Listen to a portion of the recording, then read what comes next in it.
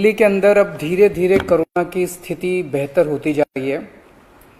उसी को देखते हुए पिछले हफ्ते से हम लोगों ने अनलॉक करने की प्रक्रिया शुरू की थी। ये ज़रूरी है कि अगर कोरोना की स्थिति बेहतर हो रही है तो अर्थव्यवस्था को वापस पटरी पे लाना भी बहुत ज़रूरी है।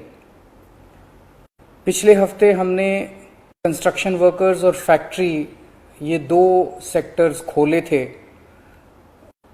पिछले एक हफ्ते से कंस्ट्रक्शन एक्टिविटीज़ और फैक्ट्री दोनों खुले हुए हैं, लेकिन कोरोना की स्थिति अभी कंट्रोल में है। पिछले 24 घंटे में लगभग 400 के करीब केस आए हैं। 500 से भी कम हो गए अब केसेस। 400 के करीब केसेस आए हैं और 0.5% के करीब पॉजिटिविटी बची है, संक्रमण दर बची है। तो स्थिति काफ़ी कंट्रोल में है और भगवान करे ऐसे ही कंट्रोल में रहे। तो ये वाला जो लॉकडाउन पिछले हफ्ते ऐलान किया था वो सोमवार को सुबह 5 बजे तक है। उसके आगे भी लॉकडाउन जारी रहेगा, लेकिन काफ़ी सारी और एक्टिविटीज़ में रियायत दी जा रही है, उनको खोला जा रहा है। एक तो जितने बाजार हैं, मॉल्स हैं, उनको खोला जा रहा है ऑड इवन के बेसिस पे, कि आधी दुकानें एक दिन खुलेंगी, आधी दुकानें दूसरे दिन खुलेंगी, आधी दुकानें एक दिन, आधी दुकानें दूसरे दिन। 10 बजे से सुबह 10 बजे से शाम को 8 बजे तक दुकान नंबर के हिसाब से, ऑड इवन के हिसाब से दुकानें खोली जाएंगी। दूसरा, जितने दिल्ली में सरकारी दफ्तर हैं, उन सरकारी दफ्तरों में ग्रुप ए ऑफिसर्स जो हैं वो 100% काम करेंगे और ग्रुप बाकी उसके नीचे वाले जो हैं वो 50% काम करेंगे। लेकिन जो एसेंशियल सर्विसेज में काम करने वाले कर्मचारी हैं वो 100% काम करेंगे और हर एचओडी डिसाइड करेगा कि किसको एसेंशियल सर्विस कहना है और किसको 50% करना है और किसको 100% करना है। जितने प्राइवेट ऑफिसेज हैं उन सभी प्राइवेट ऑफिसेज में 50% मैन पावर के साथ वो खोले जा सकते हैं और लेकिन कोशिश करेंगे कि ज़्यादा से ज़्यादा लोग वर्क फ्रॉम होम करें और अपने प्राइवेट ऑफिसेज कोशिश करें अपने टाइम को स्टैगर करने की, कि ताकि सब लोग एक साथ सड़क पे ना आए। दूसरी चीज, जो स्टैंड अलोन शॉप्स हैं और जो एसेंशियल सर्विसेज प्रोवाइड करने वाली शॉप्स हैं वो ऑड इवन के बेसिस पे नहीं, वो रोज खुलेंगी। दिल्ली मेट्रो 50% कैपेसिटी के ऊपर चालू की जा रही है और ई कॉमर्स के जरिए जो सामान बेचने की प्रक्रिया है वो चालू रहेगी। तो मोटे मोटे तौर पे ये चीज़ों की रियायत दी जा रही है और मैं उम्मीद करता हूं इसके बाद देखेंगे कि आने वाले हफ्ते के अंदर भी कोरोना की स्थिति अगर काबू में रही तो और कई सारी एक्टिविटीज को फिर उसके अगले हफ्ते खोलेंगे। थर्ड वेव कहा जा रहा है, एक्सपर्ट्स कह रहे हैं कि थर्ड वेव आएगी, कब आएगी, कितनी भयावह होगी, इसके बारे में किसी को कोई जानकारी नहीं है। लेकिन एक जिम्मेदार सरकार होने के नाते हमारी जिम्मेदारी बनती है कि उसकी पूरी तरह से हम तैयारी करें, ताकि अगर थर्ड वेव आती है, अगर बहुत भयानक होती है, तो सरकार उस वक्त जनता के लिए तैयार हो। इसकी तैयारियां पूरे जोर शोर से दिल्ली सरकार के अंदर चल रही हैं और कल लगभग 6 घंटे तक मैंने 2 अलग अलग मीटिंग ली, एक्सपर्ट्स के साथ बात की, जिन ऑफिसर्स ने अभी कोरोना के दौरान काम किया था उनके साथ बात की। हमने 2 कमिटीज़ बनाई हैं, उन दोनों कमिटीज़ के साथ मैंने बहुत डिटेल में चर्चा की। एक चीज़ हम लोगों को ये तय करनी थी, इस बार कोरोना की जो पीक आई थी, मतलब एक दिन में मैक्सिमम कितने केस आए, लगभग 28,000 के करीब केसेस आए थे एक दिन में, 22 या 23 अप्रैल के आसपास। अगली पीक कितनी हो सकती है? तो ये तय किया गया कि अगली पीक 37,000, एक्सपर्ट्स के साथ बात करके, ऑफिसर्स के साथ बात करके, सबके साथ बात करके, कि 37,000 पीक मान के इसकी तैयारी शुरू की जाए। इसका मतलब ये नहीं है कि अगर इससे ज्यादा की पीक आएगी तो हम तैयार नहीं हैं, हम उसके लिए भी तैयार हैं। लेकिन एक तरह से 37,000 के बेस के ऊपर अगर हम तैयार हो गए तो फिर अगर उससे भी कहीं ज्यादा पीक आती है तो उसकी भी तैयारी हम लोग, उसकी भी, अगर 37,000 की तैयारी हमारी है तो फिर मान लीजिए और ज्यादा आती है तो उसकी तैयारी तो होगी होगी, उसके लिए हम ज्यादा तैयार हो पाएंगे।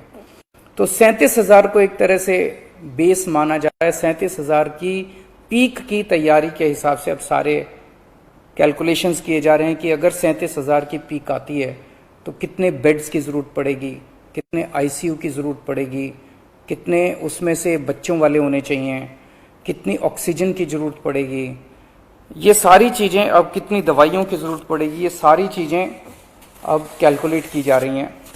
एक पीडियाट्रिक टास्क फोर्स अलग से बनाई गई है। वो पीडियाट्रिक टास्क फोर्स ये तय करेगी कि जितने हमारे ऑक्सीजन बेड्स होंगे उसमें से कितने बच्चों के होने चाहिए, जितने आईसीयू बेड्स होंगे उसमें से कितने बच्चों के होने चाहिए। जो बच्चों के होंगे उसके लिए फिर अलग किस्म का सारा इक्विपमेंट होगा, उसका अलग किस्म के मास्क होंगे, अलग किस्म का ऑक्सीजन का मास्क होगा, उसकी सारी चीजें अलग होंगी। वो पीडियाट्रिक टास्क फोर्स बना दी गई है कल, वो अलग से अपनी तैयारी करके अपनी रिकमेंडेशंस देगी। इस बार ऑक्सीजन की बड़ी कमी हुई थी और ऑक्सीजन की कमी की वजह से हम लोगों ने देखा कि कई बार ऐसे हुआ था जब ऑक्सीजन बेड्स नहीं मिले थे, ऑक्सीजन के लिए काफी संघर्ष करना पड़ा था। अल्टीमेटली अपने को सुप्रीम कोर्ट के इंटरवेंशन के बाद केंद्र सरकार के सहयोग से अपने को ऑक्सीजन मिली, लेकिन जब तक ऑक्सीजन नहीं मिली तब तक दिल्ली में त्राही त्राही मच गई थी। अगली वेव अगर आती है तो हम नहीं चाहते कि इस तरह की दिल्ली के अंदर त्राही त्राही मचे। तो ये तय किया गया, इसकी तैयारी शुरू कर दी गई। 420 टन ऑक्सीजन की स्टोरेज कैपेसिटी तैयार की जा रही है। इंद्रप्रस्थ गैस लिमिटेड से बात की गई है और उन्हें 150 टन ऑक्सीजन प्रोडक्शन का प्लांट, 420 टन ऑक्सीजन तो स्टोरेज कैपेसिटी क्रिएट की जा रही है और 150 टन ऑक्सीजन प्रोडक्शन करने के लिए उनको प्लांट लगाने के लिए कहा गया है। उन्होंने कहा 18 महीने लगेंगे, लेकिन जो भी है शुरुआत कहीं ना कहीं तो अपने को करनी पड़ेगी। इसके अलावा इस बार सबसे बड़ी दिक्कत आई थी टैंकरों की। ऑक्सीजन के टैंकर नहीं थे दिल्ली में, दिल्ली इंडस्ट्रियल स्टेट नहीं है, इसीलिए अपने पास ऑक्सीजन टैंकर है ही नहीं दिल्ली में। तो 25 ऑक्सीजन टैंकर्स खरीदे जा रहे हैं ताकि अगर इस तरह की दिक्कत आए ऑक्सीजन की तो हमारे पास अपने टैंकर होने चाहिए।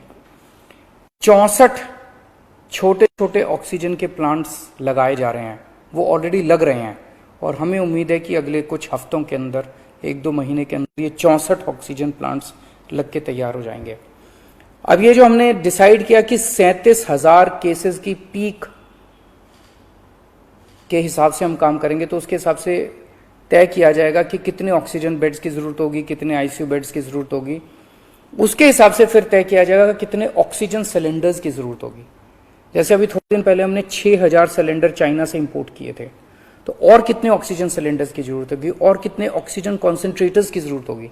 अगले आने वाले 1-2 महीने के अंदर ढेर सारे ऑक्सीजन कॉन्सेंट्रेटर्स दिल्ली सरकार खरीदने जा रही है।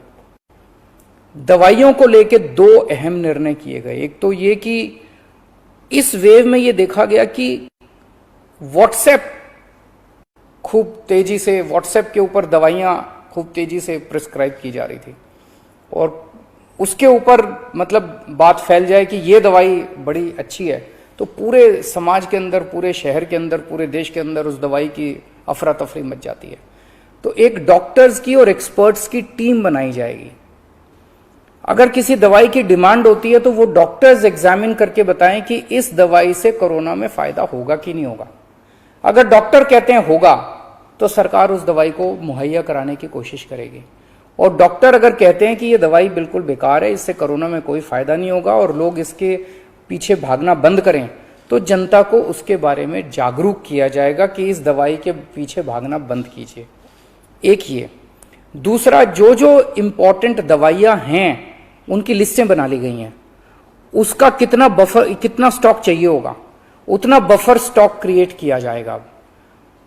एक्सपायरी डेट्स किस दवाई की कितनी है, एक्सपायरी डेट्स को ध्यान में रखते हुए उन सभी दवाइयों का बफर स्टॉक क्रिएट किया जा रहा है ताकि अगर जरूर, और प्राइवेट अस्पतालों के भी आदेश दिए जा रहे हैं कि वो भी अपने बफर स्टॉक्स इस तरह से तैयार रखें ताकि अगर महामारी आती है तो हम उसके लिए तैयार रहें।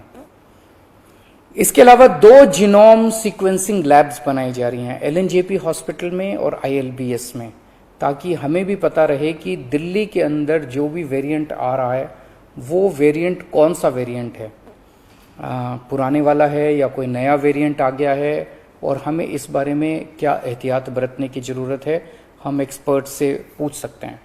तो ये बहुत सारी चीज़ें कल चर्चा हुई, ये कुछ चीज़ें मैंने आपको बताई हैं और आपको यही आश्वासन देना चाहता हूं कि आपकी सरकार पूरी तरह से 24 घंटे लगी हुई है इसमें। मैं उम्मीद करता हूं कि अब कोई तीसरी वेव नहीं आनी चाहिए, उसके पहले हम कोशिश करेंगे अपने लोगों को वैक्सीनेट कर दें, लेकिन अगर तीसरी वेव आती है तो लोगों को तकलीफ नहीं होनी चाहिए, इसके बारे में हम पूरी कोशिश करेंगे। जुड़े रहो दिन रात सिर्फ पंजाब वायर न्यूज़ ਦੇ ਨਾਲ।